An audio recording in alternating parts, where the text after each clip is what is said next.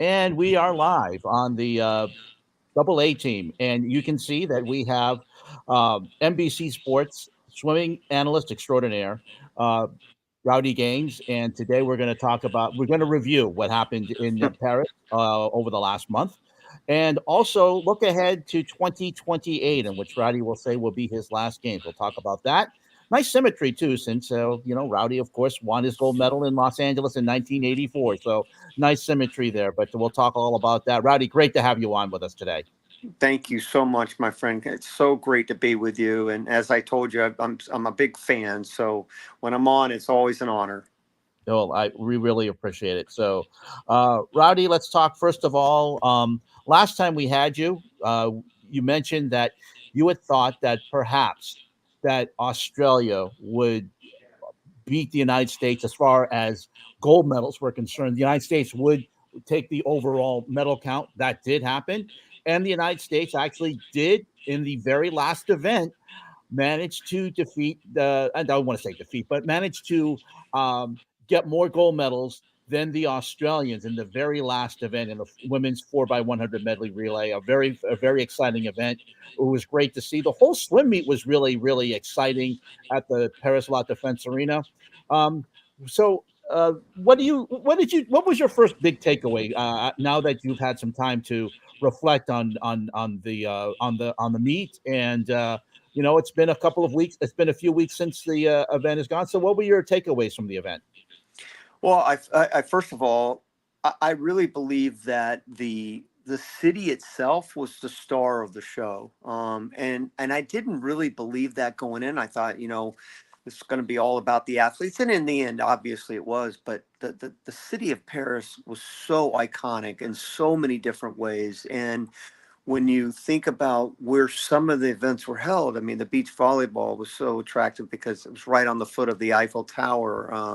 So the equestrian out in Versailles. I mean, there was just, I mean, the 10K down the River Seine. Of course, there was some controversy with that, but still, And I want to it talk to you took. about that later too. So, Yeah. So, but that, and then the swimming was so great in so many ways. Yes, did the United States overall underperform?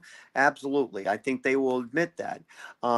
But it was still exciting. It came down, like you said, to the very last day. So the takeaway for me was kind of exactly what I thought it would do. Except the roles were switched. I thought that maybe Australia would win 9-8 or 8-7. Well, it was the U.S. that flipped the script, and a lot of it was because of that incredible swim by Bobby Fink the last night. The U.S. went down by one gold medal going that last night, so they had some chances. Of course, so did Australia. So it was really kind of a dream Olympics for me personally too, because this was my 11th straight games that I've been to, either as a swimmer or spectator or in broadcasting, and I thought it was my favorite, of course, outside my own, I guess, but it was really my favorite for me personally. Of course, the perfect 8 for 8 for Michael Phelps in Beijing and everything, but uh, for the logistics of it all, it was a great Olympics for me personally. and that atmosphere, Paris La Defense Arena. Of course, we all remember what happened in Tokyo. There was hardly anybody there. It was just family and friends and teammates. But the family wasn't even there, if I remember right. But That's yeah, right. No family. no family. So this one was really different. You had everybody. You had Leon Marchand, who won 3 gold medals, and the crowd was absolutely insane every time that he did the breaststroke. He came up, and the fans were yelling his name. What was that atmosphere like?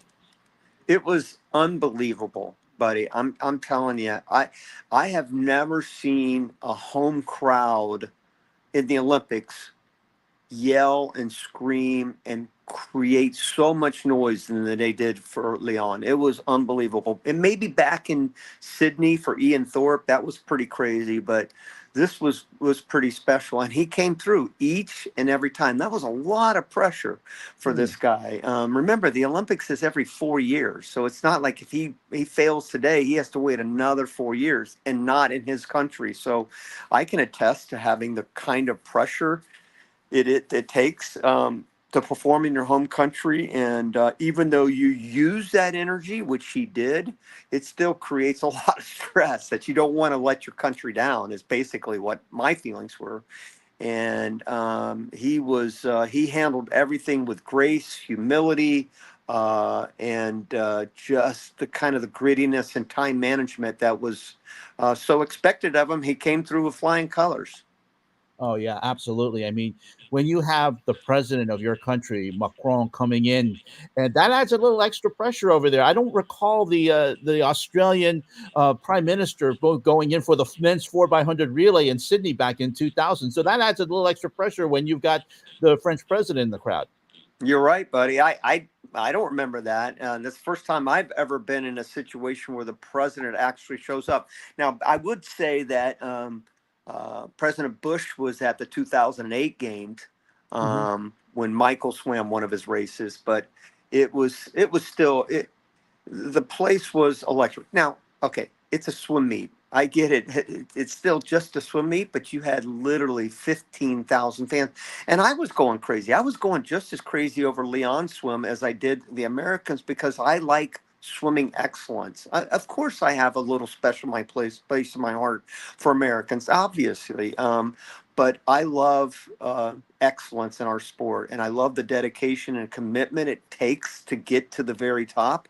And this guy was committed, and plus he's a really nice person. I mean, you'd want to be able to hang with Leon. He's such a good guy, and so I was going crazy for him, just as much as I was for any American. And I can't recall, like you said, the swimming atmosphere. I mean, I kind of think it was kind of similar to Sydney with the Sydney 2000, but this was something special. I mean, this is something that it's one man. It's rooting for one man, and every time he was in the pool, the crowd just went crazy. So it was just it really and I know that someone like you who loves swimming and is an ambassador to swimming, you want to see this every 4 years or even any swim meet, actually. Well, fortunately, we have one in 4 years that I have a feeling is going to provide that kind of excitement and electricity in SoFi Stadium. So that should be kind of fun. But yeah, you're right.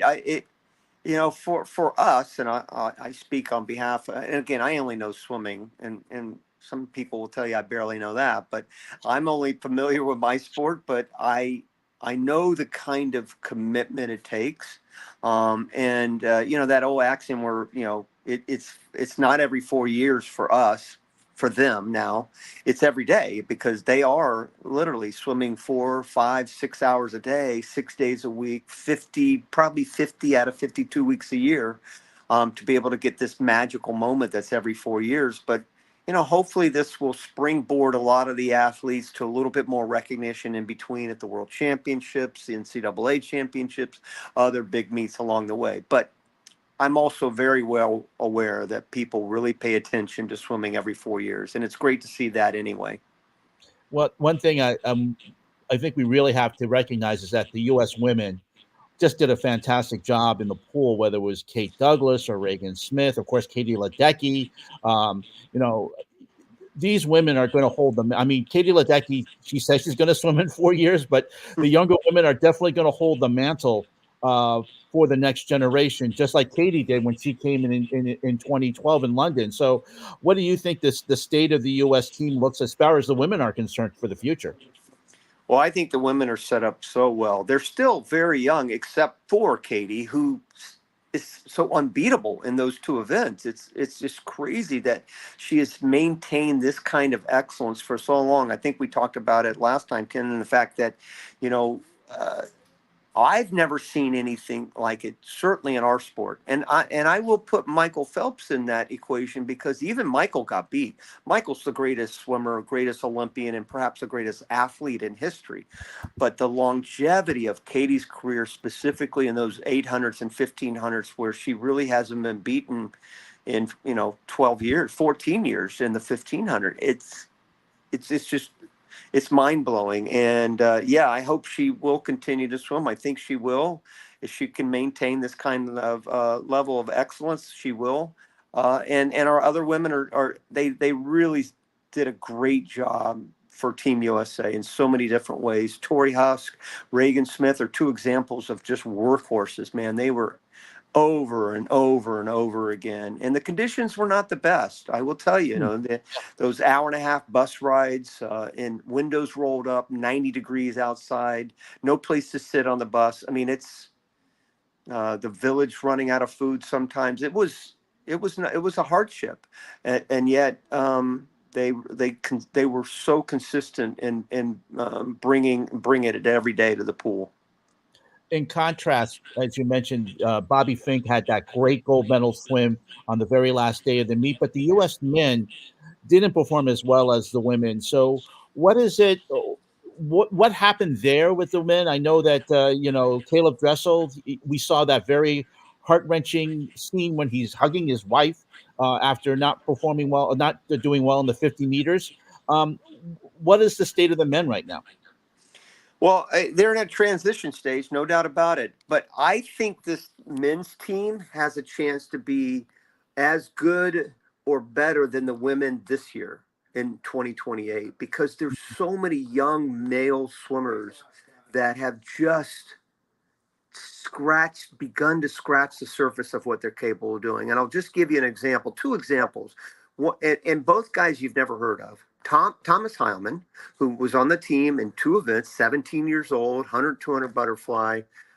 He finaled in the 200 fly. I think he got fifth, and didn't final in the 100 fly. But point is he's just a kid, and that kid is going to be 21 years old in 2028 and is going to be at the top of his game by then. And then there's another kid, Maximus Williamson. Never heard of him. Didn't even make the Olympic team. But he's another one that's 16, 17 years old that is going to be a superstar one day if he can maintain this kind of trajectory upwards. And there are 8 or 10 boys. I say boys because they're all 18 and under now that are in that same category. So I think this men's team is set up really well potentially down the line. But this was a stage where there were a lot of young guys and there were some veterans that still were there, still did great for Team USA, and still provided the leadership, which was so important out of the pool than what they did in the pool. But they're at the tail end of their career. You talked about the condition of the pool, and usually in the Olympics we always see a world record. We only saw just a handful of gold medals won by a Chinese swimmer, which I'm very still angry about. But overall, what was it? Why was this pool seem to be so slow as compared to what we've seen in past venues, Rowdy? Well, first of all, the pools in the past can have been at that 3 meter mark as far as depth goes. And the reason being is when a swimmer dives into the water, what happens is that wave that they create goes down to the bottom of the pool. And in a shallower pool, it bounces off the bottom and then comes up to the top, creating turbulence, or chop as we call it. And this pool was 2.3 meters deep. So it was 0.7 meters, which you think is not that big a deal. It's what, 2 feet. But it is a big deal in the fact that the turbulence didn't have time to dissipate before bouncing up. Also, a lot of equipment was on the bottom of the pool, and that equipment created like these mountainous regions on the bottom, which created all this chaos on the bottom, which also bounced back up and created turbulence. Having said all that, I don't think it was that slow. I think you have to look at circumstances not only in the pool but also outside the pool. It wasn't the Americans weren't the only ones having problems taking those 90-minute bus rides. So were other countries as well, and everybody else was staying in the Olympic Village where was that potential of running out of food at night anyway when they got back from swimming. So the good news in all that is everybody was in the same exact condition. So it really was a level playing field. Everybody was swimming in a quote unquote slow pool. That I use that word loosely. Everybody was in the same boat as having to go back and forth to the village. So I think in general, many other things were applicable to the slower times than just the pool itself. We're speaking with Rowdy Gaines, NBC Sports swimming analyst, and we always hear his enthusiasm, and we love it, especially when he comes to Olympic times and the Olympic trials, and even when those times when during the World Championships, I am always there when even in the 2 year cycle, Rowdy, as you're well aware, I'm always there when there's a I 2 year know. cycle for the World Championship. So I'm not one that just waits 4 years, but you mentioned the conditions. You mentioned about the Olympic Village. Talk a little bit about that. What they had. You said that there was a 90-minute ride from the Olympic Village to the arena every day for the swimmers. Not every day. It depended. It's weird because what had happened, and this is just me talking to the athletes as the meet went on, but the buses would get lost, Oh, or because of security, roads would be closed. So it would be different every day. Sometimes it'd be 45 minutes, sometimes it'd be 90 minutes, and hmm, the problem with the buses, they didn't have air condition, right? And the windows had to be rolled up for security reasons. So the wow. athletes couldn't take the windows down. And I get that for security reasons. But we had some hot days in Paris. That most days were nice, but we had some hot days when you roll up windows in any car or bus situation and have no air condition, doesn't matter what the temperature is outside, it's going to be warm inside. So yeah, that ended up being a bit of a problem. But I think they worked the kinks out. But it just took some time to finally work that out. And you still had probably minimum 45 minutes, and that's a long time. Spend an hour and a half a day, sometimes 3 hours a day, because you go 45 minutes to prelims, 45 minutes back, 45 minutes to finals, 45 minutes back. So you're spending 3 hours a day standing up. A lot of buses didn't have seats, standing up in a bus. So Hmm. that takes a lot out of you. I mean, can you imagine the NBA players doing that? No, That- no, absolutely not. no, No, no. no. And that's truly amazing, and that's something that was really not reported. But it's that stuff that you know you would hope that at least for LA they would have something that so the athletes would be able to get there and to And, have. and and I'm not blaming necessarily the organizers. Listen, it's a huge undertaking, buddy, to put on Olympics. Somebody with the NBC family told me it's like putting 7 Super Bowls a day for 16 straight days. That's Yeah, the kind of logistical nightmare it is. They spent $2 billion on security alone, so mm, you have to cut some slack to the local organizing committee. I mean, I'm sure they didn't mean for that to happen. right, It's not like they purposely said, let's put them in the bus for an hour and a half. But safety had to be number one priority, and if that's what it took, then so be it. I'm just saying that in the end, it wasn't great for the athletes, and that I think down the line, they have to be considered first and foremost with any decision percent. you have, right. They have to be thought as first, and that's why security was spent. That so much money was spent on security, because the safety of the athlete was thought of first. So that's something they should definitely be committed for. And when other things fall through the cracks, you have to have some patience and some understanding. But at the same time, how do we correct that mistake for it not to happen in the future, like you said, in Right, LA? right, 100%. But very interesting stuff there.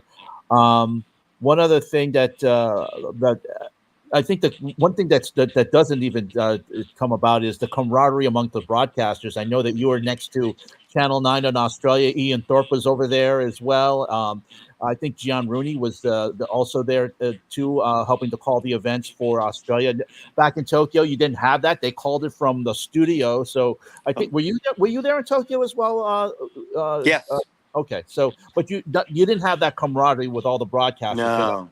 So this one, I mean, I know BBC was there, a lot of the Eurosport. So what was it like to have all those people there once again to commiserate and talk and just to be able to say hello every day? Oh, it was so awesome to be able to, have that kind of bunker-like mentality with your comrades, so to speak, and the fact that everybody was broadcasting to a specific country, unless it was the world feed, and it was really delightful. We literally, like you said, we had Australia right behind us, and Ian Thorpe was back there, and every time Australia would win, I'd turn around, and he'd kind of wink at me, and when we won, wink back at him, and he was so gracious. And at the very end, when the U.S. won that women's medley relay, somebody handed me a note and it said, "Way to go, Team USA! Congrats, Ian Thorpe," and he signed it. And that's the kind of guy he is. But I had the French guys so they were off my right shoulder. Off my left shoulder were the French guys, and of course, I'd look behind me every once in a while, see them go crazy over Leon or another French swimmer swimming well, and so that was a real delight to see as well. And yeah, you become friends with these men and women that are trying to do the best job they can and telling the stories of these athletes, not just saying the X's and O's, but you want to tell the challenges and the dedication and the commitment that these kids went through the last 4 years to be able to get to this point. So it was fun to share those stories, and we would share stories with each other. Ian would ask me about somebody specifically from the United States, and I'd ask him about somebody from Australia and try to get a little bit more info because that helped the broadcast too, I think. Two people from Australia who were just superstars of the event, of course, Ariane Titmouse, Kaylee McEwen, two of the best swimmers in the world. Probably expect to see them in Los Angeles as well. Ariane Titmouse has now taken over the 400 meters from Katie. But what is it like to see her swim?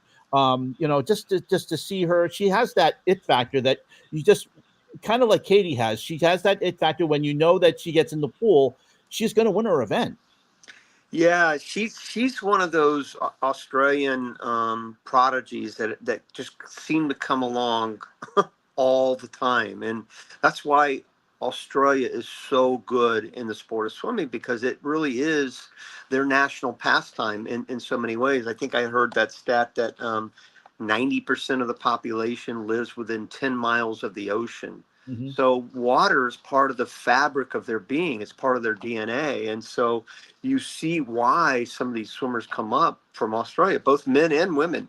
But especially with Titmus and Kayla McCune, who right now I think she's the greatest female backstroker in history. I can't think of another one that would come to my mind that has done what Kaylee has done over the last 4 or 5 years. So, yeah, she was unbelievable, and I think the other thing that showed was their versatility. I mean, Ariane was. I think she won silver in the 200 behind her teammate O'Callahan, and then Yes. she won the silver in the 800 behind Katie. So, and then of course she met right there in that sweet spot and won the 400. So, yeah, Australia really, really did a great job, and overall, and they underperformed as well at certain events. They were. I think one publication had them winning 12 gold medals. So everybody came back down to earth. This is the sport of swimming is a world sport now. It's not just U.S. Australia. And that's one thing I wanted to ask you about because we saw more countries winning gold medals this year. And as you mentioned, it's just not just two countries. It's now a global sport, as you mentioned, Rowdy. So it's good to see, but also interesting to see that some smaller countries can come in and not and upset the apple cart. Yeah, I mean Hungary, Italy, China, Canada. Those are just a couple that come to my mind right away. Ireland. I mean these countries all won gold medals, and I will tell you though that not I don't know, I wouldn't say a majority, but many of those athletes that won medals that performed so well at the Olympics train and live in the United Mhm. States, including Leon Marchand and Summer McIntosh, two of the probably the two biggest stars at those games, they live and train in the U.S. So the United States still provides that great outlet for so many international athletes to come here and then go back to their countries and perform at the highest level. And what's funny is that Leo Marchand speaks very in his interviews with Melissa Stark. You could tell, I think it was Arizona or Arizona State that he goes to. He's just one of those Arizona things. State, yeah. Yeah, you can just tell he has that school spirit, and of course, being coached by Bob Bowman, and that connection to Michael Phelps. So you could just tell. I mean, the NCAA and the college factories, very well, Marty, is such a great training ground for a lot of Olympic athletes. And I hate to think that the NCAA colleges would want to cut their swimming programs, because it has been such a great factory for Olympians down, not just Americans, but all over the world. Well, I'm glad you brought that up because I have two big fears for our sport. One is the performance enhancing drug issue that we need to Mm. tackle as much as possible. Keep being perseverant on that, and then the NCAA situation is I think is in real danger right now. Those Olympic sports, those minor sports, as some people call them, I think they're in real danger. I think they're in danger of completely disappearing in the next 5 to 8 years, which would be tragic in so many senses of the word, because the the college level for Olympic sports, so many Olympic sports, is really the training ground, is the leapfrogging to that Olympic experience. Almost all of the athletes that swam in the Olympics, for example, this summer, went through college, or were in college or heading to college. I mean, it was one or the other, and that, if that goes away, it's going to really hurt the United States in so many ways, on the international level in the Olympic sports. Yeah, because I can remember even dating back to '72, watching a lot of those Olympic swimmers on Wide World of Sports, watching the NCAA championships, because they were it was like you mentioned, the training ground for a lot, and still to this day, the NCAA swimming championships, and just to have the, as you mentioned, the training ground, and also the swimmers knowing what it's like to be part of a team. That's a lot of life lessons that they get, especially when they get to the Olympics. No question about it. I mean, it's something that is pretty scary right now in so many ways. That, I think every sport is probably in that unknown territory, including football and basketball. I mean, I think they're obviously set financially, but that doesn't mean every school is set financially in those arenas, because it's going to be literally that's a whole nother topic of conversation. I'm Right. sure you've had with a million people, but it's going to be the haves and have-nots for sure, and especially when it comes to these Olympic sports, minor sports, non-revenue sports, as you call them. Right. Especially with NIL and all that stuff. But again, Yeah, that's a story for another time. yep. Um, Rowdy Gaines. We're speaking with Rowdy Gaines. Another sport that he covered was the open swim. It happened. If you were up at 2 a.m. on the final week of the competition, like I was crazy to say, you know what, I'll watch the open swim. It was in the Seine. First of all, it was a very, very dirty area. They tried to clean that up. You and I talked about that before. But what was it like to see the swimmers go against that? And you could see it too, especially in the triathlon the week before.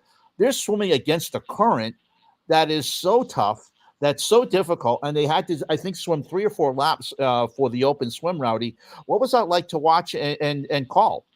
It was incredible. It was amazing to see these athletes just fly. I went to the warm ups the day before, and they're just flying down the pool, going with the current. Imagine swimming with the river. If you've ever gone into a river type situation, or for me, I have an endless pool in my backyard, and it's like swimming it, against the endless pool coming back. But boy, if I knew if I could go with it, I can't, because it's only 15 feet long.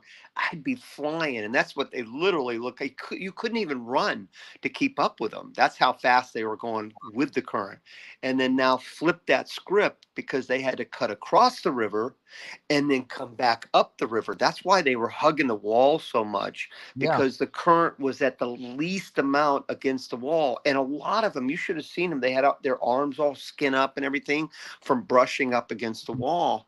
But it made for fascinating TV. It It really did. that's what I like, because I like great TV, and I felt really bad for him. But boy, it was awesome TV, especially for that sport that doesn't get a lot of recognition. That is a bit of an afterthought sometimes, because the pool swimming is done, and then 3 or 4 days later, it's the open water. So I was really happy that the sport got that kind of exposure it so deserves, because these athletes, believe me, they're the first ones in the pool and the last ones out every day. But I thought it shined the light on the swimmers, and the river sim was fine. I mean, they did go to a lot of trouble. We talked about it, but in the end, it was just fine. And there's always going to be controversy around every Olympics. I don't know if you remember back in 2016, but remember, it was the Zika virus. Yes. Everybody was all worried about the Zika virus, and it ended up being just fine. Wasn't a problem. So I think a lot of things going to be made much bigger. And of course, you take a lot of it seriously, but some of the stuff you just kind of take it with a grain of salt. And I'll tell you this: having lived in Rio, and Guanabara Bay was the swimming venue, there was also concern about the venue as well. But Hmm. but at least it was a little bit. It wasn't as pronounced as the Seine was. Everyone was talking Right. about how dirty the Seine was. Guanabara Bay had its own issue Yep. too. You're right. You're Yeah. right. Were you calling that from the venue, or for the open swimming, or were you calling it from the studio there? I At called the, it from the studio. I went down the day before during warm-ups, Mhm. and then I went back to the Sen right after the event, just to kind of check things out. But we called it from the studio at the IBC. Mhm. You and Mary Carrillo had a great call over there. You Oh, guys, she's so awesome. yeah, it was just you were bouncing off back each other. I think you've called this before with her, so it was fun to I listen. Yeah, it was This a is fun the listen. fourth time. Let's see, 12, 16, 20. Yeah, fourth time I've called it with her. So Right. she's Wow. she's awesome. I love her. She's a Mount Rushmore broadcaster. Absolutely, 100%.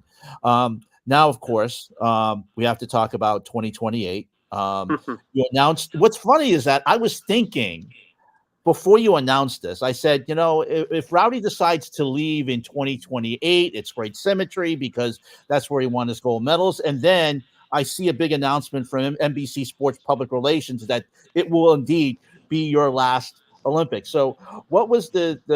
Let's talk a little bit about what was the thinking behind that, and why do you think 28 is the time? Well, you know, I I feel like at 65, I still have my wits about me, buddy. I still feel like I can put sentences together without slurring my words too much. Um, and believe me, I slur my words a bunch. In fact, uh, because you're so good on Twitter, like I said, I followed you so much. But you see the comments, and if you read the comments that I got, and I'm digressing here for a second, but there's a point to my madness. You see the comments, and 99% of them are positive, and I'm so thankful for the positive messages I got after Paris. But every once in a while, one will come through, and this one was great. And this one said. What is Rowdy drinking? He's slurring his words. It's unwatchable, and something to that effect. And of course, I love that stuff because it humbles me. Um, but I don't want to get to that point, right? Mhm. I feel like at 69, it's at a point where I feel like, hey, I've done all I can. I really want to go out on a high note. I want it to be full circle. I started in LA in 84. It's a great way to end in LA in 2028. Um, Michael Phelps is probably going to be, I was with him all week last week, and I think he would be fantastic as somebody that could come in and just seamlessly make that move into the booth. Um, and in 2032, I'd be 73. So it doesn't mean that I don't want to continue to be part of the sport, even continue to be part of the broadcast in some senses. First time I've said this, by the way. But as far as like full time, like what I'm doing now, I think, yeah, LA would be a great way to end. You know who else is pretty good is a person who's from my state, Elizabeth Beisel. She does a Fantastic. she does a great job, especially for some of the events that she did with you. And yeah, she comes in and provides a great perspective. Unbelievable. Absolutely. She is the best. I love her like one of my fifth daughter. You know, I have four daughters and I love her like a fifth daughter, and she's so good. But I will tell you that I think Elizabeth is destined for more greatness than being a swimming commentator. Hmm. I'm not degrading what I do, but I think she's in the category of a Summer Sanders was 25 years ago when she did the '96 Olympics with me in Atlanta. I don't know if you remember, but she was me, Summer, and Dan Hicks. That was our first games together, and then people talked about Summer doing it and again and again. I told Summer back then, I said, "You're not going to do it again. You're going to be moving on to bigger and better things." And I think Elizabeth is too. She's one that I think is destined for greatness in wherever she takes it. But I think in the whole broadcasting realm, she's going to be moving on, so to speak. I'll give you a little sense of because I live in Rhode Island and she's from the same town where I live. She Oh, did a really? great, yeah, she did a great commercial here for physical therapy. So we Oh, saw it cool. every time that the swimming event would be on, and she would be commentating with you, Rowdy. Elizabeth goes, "Hi, I'm Elizabeth Byler." I go, "I just saw you." And it was so funny. But she does an ad Oh, here. that's good. I got to tell her that. I got to relay that to her. That's funny. Absolutely, absolutely. But let her know that. But yeah, so even though I know you mentioned it might be full, this might be the end full time, and you still may want to do something down the line. Um, you're still going to be doing your stuff behind the scenes for you for swimming. You've been a great ambassador for the sport, so I can't see that you losing, even though you're quote unquote retiring from the broadcasting realm. I can't see you deciding that this is going to be my end in time for swimming too. You're still going to be contributing for the sport some way or another. I would have to think. Oh yeah. Oh, definitely. I think we talked about it last time, but the sport has done so much more for me. I don't mean to sound corny, but it's done so much more for me than I could ever dream of giving it back. Uh, and I was going down a rocky road when I was 17 years old. Something that probably wasn't too proud of. Nothing too dark, but certainly heading that way. And then I started swimming, and it changed my life forever. So I will never ever abandon swimming because I still swim every day, and I still want to be a part of it. I work for an organization called Step Into Swim now, and we really want to try to make a difference with teaching children how to swim, and especially children that don't have the financial means to be able to take swimming lessons. Drowning is the number one cause of death in children ages 1 to 4. And so I will always be a part of that and an ambassador to water safety around the world, especially in our country. Fantastic stuff. Rowdy Gaines, I could spend an hour with you, but I know you're a very busy man. We thank you so much. I really appreciate you coming on before the Olympic swimming and after the Olympic swimming. And do we know where the world? I know you know, but where's the World Championships coming up? I think is it next year? Yeah, they're in Singapore next year. Oh wow. Singapore, yeah, Singapore in the summer of 25. In the summer of 27, the Worlds are in Budapest.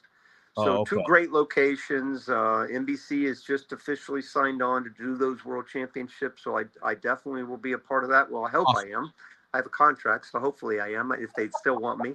And yeah, I can't wait for those. And of course, I can't wait for LA. And I'm so grateful that you have me on 2 weeks after swimming's or 3 weeks after swimming's over with, and I'm talking about swimming with you, which is so awesome that I knew we'd be talking about swimming 3 weeks before the Olympics. I didn't think we'd talk about it. So that's why I'm really grateful for you and what you've been able to do for a lot. I know that you concentrate on the big sports, but you really you really help our minor sports. And I've told you, buddy, that I'm just a big fan of yours, and I love your stuff, and I'm grateful that you had me on.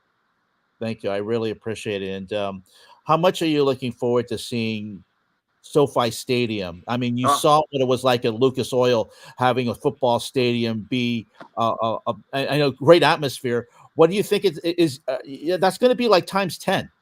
it is. It is. Well, think about it. So the way Lucas Oil was set up, it had about 20,000 fans a night. That was the cap, you know. This is cap is going to be, I think, 40,000. They said the Wow. way they're going to configure it. So and Lucas Oil was the largest crowd ever in history. They broke that record 3 or 4 times at night, and that was like 22,000. So this is going to be through the roof epic, you know, for a swim meet. They're having a swim meet in SoFi Stadium, perhaps the nicest stadium in the world. Uh, and the swimming will be the second week, not the first week, which Yes. will be the Yeah. first time in history. So you're going to have opening ceremonies there, and they'll configure it for swimming, and then we'll have a swim meet in SoFi. It's going to be. That's another reason why. I mean, I can't get better than that, right?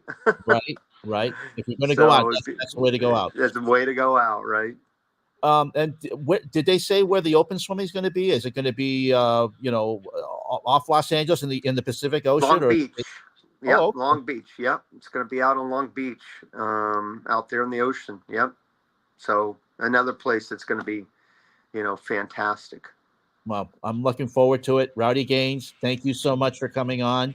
Um, you know what? I will have you on if I'm still doing this live stream next year. I will have you on before Singapore. Singapore. Yes, I will definitely have you on, and we'll talk about that, and we'll talk about and preview the World Championships, which are always a fun event. People don't realize if you don't watch the FINA World Championships, it is just as fun as the Olympics, and there's a lot of spirit, and No. you also have Rowdy Gaines too, so you can't argue about that. So Thank you, buddy. That means a lot. thank you so much. Thank you for watching us here on the Double A team. Stephen Nagishi and I will be back tonight. Yes, we will be back. There is a double edition of the Double A team. We have a live edition coming up later on tonight. He and I will talk about that. We'll review our talk with Rowdy. But again, Rowdy Gaines, thank you so much for joining us on the Double A team. Of course, you can follow him on X/Twitter at Rowdy Gaines. And Rowdy, thank you so much once again. Thank you, buddy. Take care now. Thank you. And we join us again around 7:30 tonight for another edition of the Double A team. And have a good week in sport if you don't see us then. And don't forget, you can see us. This will be on YouTube and Twitter /X down the line. Thank you very much for joining us. Have a good day.